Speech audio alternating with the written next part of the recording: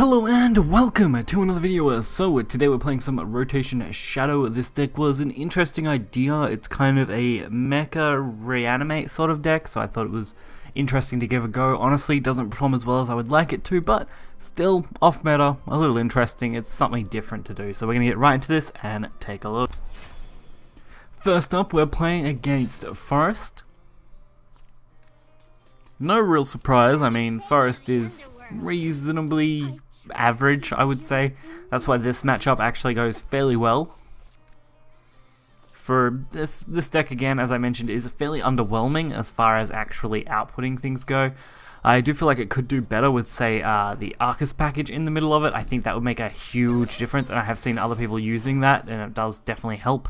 So if you could run that, you would probably have a decent edge. Unfortunately, I am missing that as a legendary. It's one of the few I am actually full-on missing. But he would definitely help with keeping this deck consistent, as usually I did find myself getting reasonably close to getting lethal, but then being just short. Sylvian Justice, not a bad early game clear. And really they're just developing a board now, which isn't good for us. We definitely don't want to allow them to do that over and over again. It will get harder and harder to deal with as we go on. Another Justice. Definitely a rough board to go up against when you're basically dealing with a full board. Or very close to it. At least Lady Grey with an Evo would be half decent. We can pick up pretty much a full wipe. Which is exactly what we're going to need to really deal with this. I mean, getting that full wipe on, wiping out any real threats.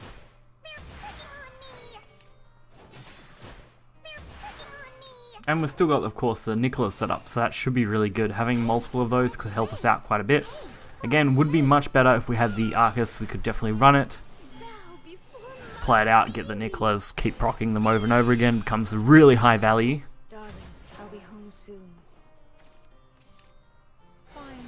Disciple of Silence. And another Nicola, why not?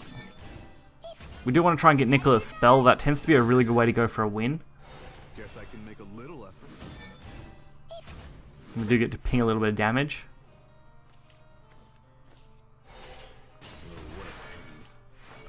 So now we get a 6 damage Nicola that will revert to 1 as soon as we play it. That's the only downfall to him, losing that. Really does hurt sometimes. And our opponents pretty much stabilized themselves, so we're not looking for a very easy way to take this out. There's really no good way to do this other than just leaving it and hoping for a decent spread. Since I did want to at least get one Fleeting Joy in our hand that I could take advantage of. So Fairy with the Evo. Definitely hurt, but it's not the end of the world. We've actually got a pretty okay setup here. We just need a decent Lady of Flies play. That's pretty average. We really want to get the removal to get rid of this 5-7. Unfortunately, not really good enough. On the bright side, we got rid of one thing, lost 2, but really that part was tough. Having to deal with that turn really makes things more difficult. And all we can do now is really buy ourselves a little bit of time.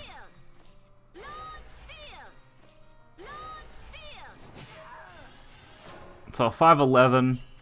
Again, not the best thing to go up against. Robo Zombie though, at least. Going to be a good counter. And we do end up with another Nicola. Soul Conversion, Straw. Fairly decent. Tech is going to come in handy if we can get him out half decently. And since we already have a Nicola, we can play that and go for double tech if we need it. But it's just going to come down to if we have a better play than that. Fleeting Joy turned out to be probably the better way to do things. It does, of course, protect us, which is good, so we can't take more than 5 at a time. Which means they do have to deal with this ward and get damage in. Definitely not the easiest thing in the world to do. Fortunately, it missed our Bane.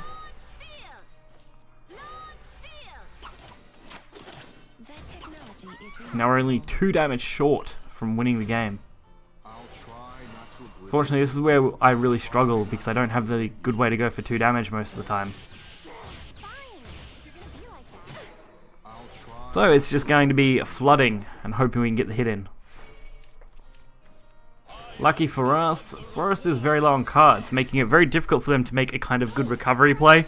Ideally here the best play is actually just to deal with the 2-1 as well. Taking out at least 3 followers would have been the best play. Instead they decided to leave 2 up. Not that it would have mattered for us because we had the win condition, but for them, definitely taking out 3 would have been better. And for our next game, we are playing against Havencraft. It's a pretty half-decent deck for Rotation Haven. It's actually being ranked as one of the top decks at the moment.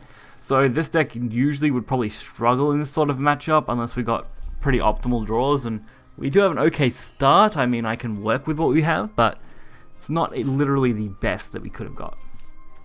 Especially when St. Hares is their first aggressive play. But it does kind of give away what they're probably playing, which is definitely going to be a more line-focused deck. Ecrium, again, not a big problem. Something we should be able to mitigate pretty well. I'll try not to obliterate you.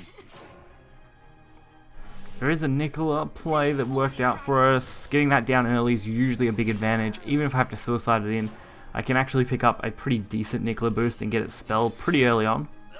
It's a pity you can't use Nicola and Soul Steal. Soul Steal only really comes in handy for dealing with things you wouldn't normally be able to deal with, and I don't typically like using it very often since we do miss out on the advantage of being able to get the last word effects. But there are definitely some value to using it when you need it. Alright, so turn 4.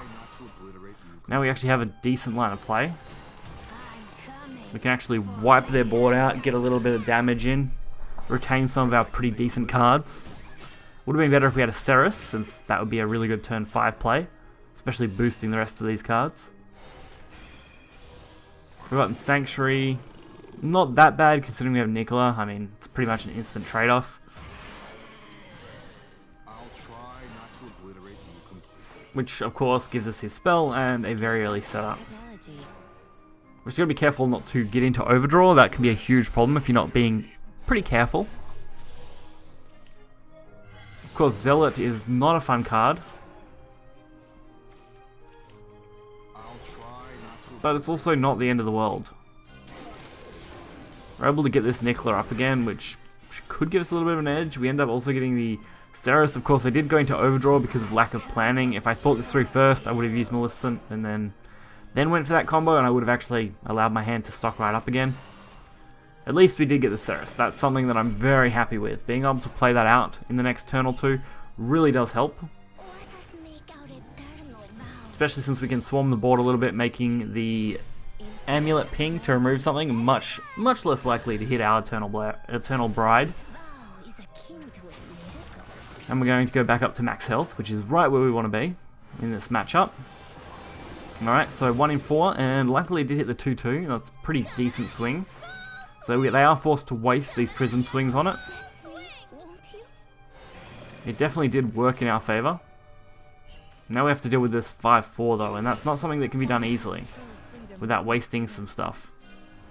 Honestly, I probably should have evolved the 1-4. It would have went to a 3-6. I could have then traded in, got some damage to face, and still had a decent board. But, I mean, a 1-4 still isn't bad. It just probably could have been handled better. At least with our next turn setup, we're actually looking at a pretty decent hand.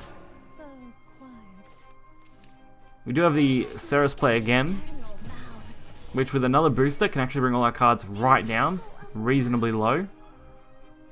If we're comboing that with one of these Necromancers that we don't need, you only really need to retain one of them a lot of the time. We can actually keep Ghoul for a decent draw. And it's going to make it very easy for us to flood the board. Because we already have 10 damage for 1. We just need to find some way to weasel in that extra 5 that we're going to need, while also dealing with the rest of this board.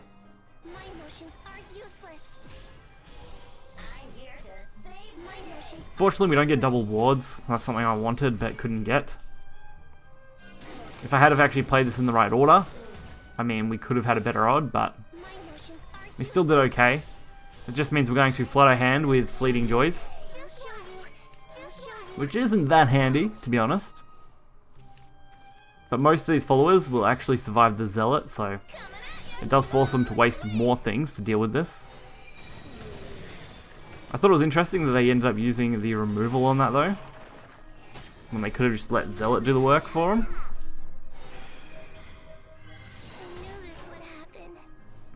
Now they've got a reasonably weak board. So our Necromancer play is actually reasonably cheap and effective. Joy and Grey at least buy us some more time.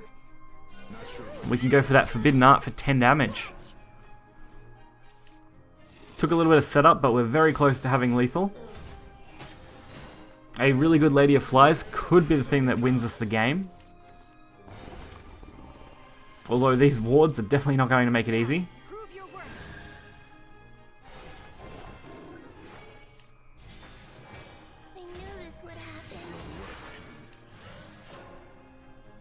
So now it's really just, what can we do? I mean, we can wipe this board thanks to the Tech Lord. He's going to do a really nice job of cleaning us up. You can protect your health a little bit still, although obviously lions are still going to be pretty crippling if they had a decent setup for those. I'm still inexperienced, but I'll try. Especially since they are at golden lions now. But they can't afford to leave anything too dangerous up. So ideally we'd win straight off this Zealot, or Zebet, sorry. I think Zealot because of course there are other Zealots, but Zebet not going in our favour. We only needed the Storm follower, that would have been ideal. Even the ward actually would have been half decent. I didn't want to waste the Spider Go by attacking with him either, so that's that. Fortunately, still not going to be enough to end the game on their turn though. And they need to wipe ours now or lose the game, which they're definitely going to be able to do. But we only need 1 point, and we can get it thanks to Nicola. It's really just game over at this point.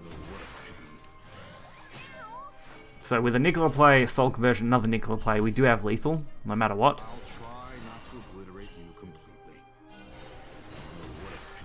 We end up getting Manifest anyway, which would win us the game as well. But I still wanted to go for the way that I'd originally planned and use Forbidden Art to really kick them right while they're down.